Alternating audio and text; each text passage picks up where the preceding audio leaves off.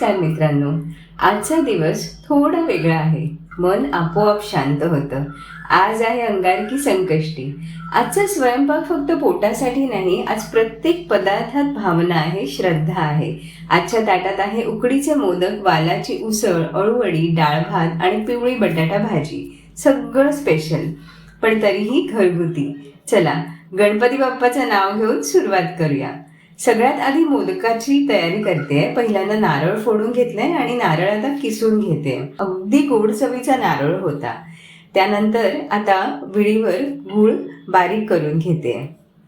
एका कढईमध्ये थोडंसं तूप टाकून खोबरं आणि गूळ भाजून घेते. त्यामध्ये थोडंसं वेलचीची पूड आणि ड्रायफ्रुट्स टाकून सारण तयार झालेलं आहे.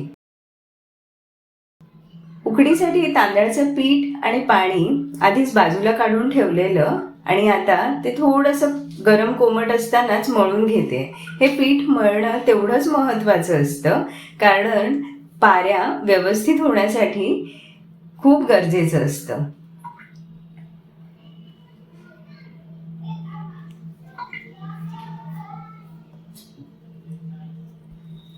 आता हळूहळू एक एक मोदकाच्या आकाराचे गोळे करून घेतलेत आणि थोडंसं पाण्याचा हात लावून एक एक मोदकाची पारी करून घेते आणि त्यात सारण भरते. हळूहळू इथे घाई करायची नसते मात्र, नाहीतर मोदक फुटतात. इथे हळूहळू सारण भरलंय मी थोडंसं आधी आणि पाकळ्या करून घेते प्रत्येक पारीच्या. आणि त्यामध्ये अजून आवश्यकता वाटली तर थोडंसं एक्स्ट्राचं सारण भरून घेते, म्हणजे मोदक एकदम ओपन केल्यानंतर गोड असे लागतात. मलाही खूप आवडतात मोदक, गणपती बाप्पासारखेच. आता एक एक मोदक आपले असे तयार झालेत करून. बघा किती छान झालेत सगळे मोदक.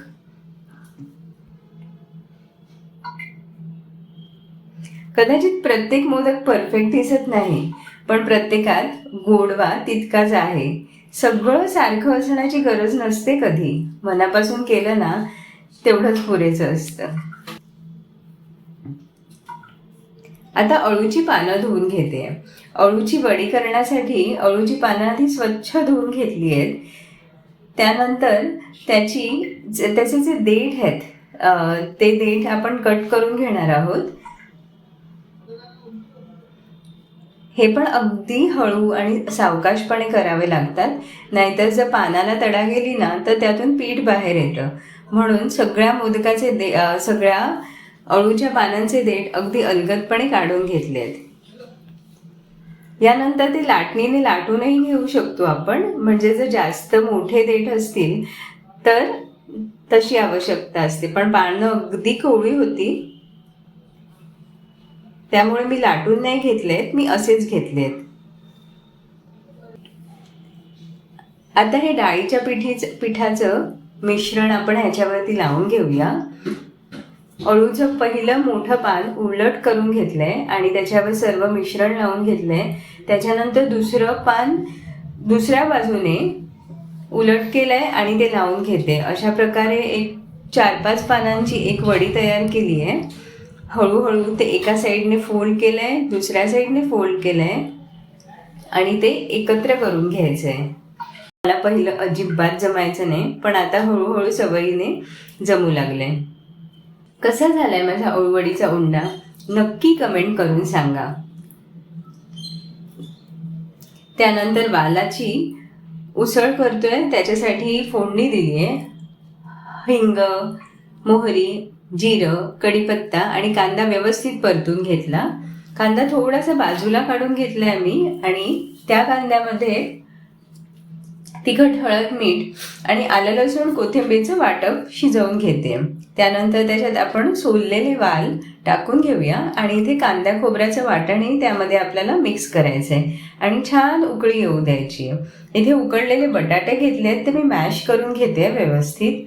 आपण पिवळ्या बटाट्याची भाजी बनवणार आहोत.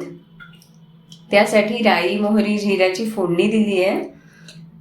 हिरव्या मिरच्या आणि कढीपत्ता घालून मस्त खुसखुशीत फोडणी झाली आहे. त्यामध्ये थोडीशी बारीक चिरलेली कोथिंबीर आणि हळद टाकून घेतली आहे आणि हे सगळं मिश्रण आता व्यवस्थित एकजीव करून घेणार आहे.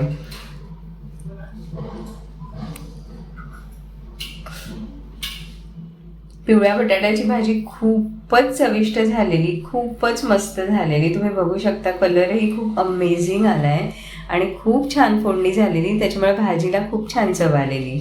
इकडे आपली वडी थंड होऊन झाली, स्लायसेस करून घेतलेत. आपली अळूवडी तळून तयार आहे. आता प्लेटिंगची तयारी. मस्तपैकी गरमागरम भात, त्याच्यावरती डाळीचं वरण, त्याच्यानंतर पिवळ्या बटाट्याची भाजी, वालाची भाजी, अळूवडी आणि उकडीचे मोदक. व्हिडिओ आवडला असेल तर नक्की लाईक, शेअर आणि सबस्क्राईब करा. पुन्हा भेटूया. नमस्कार.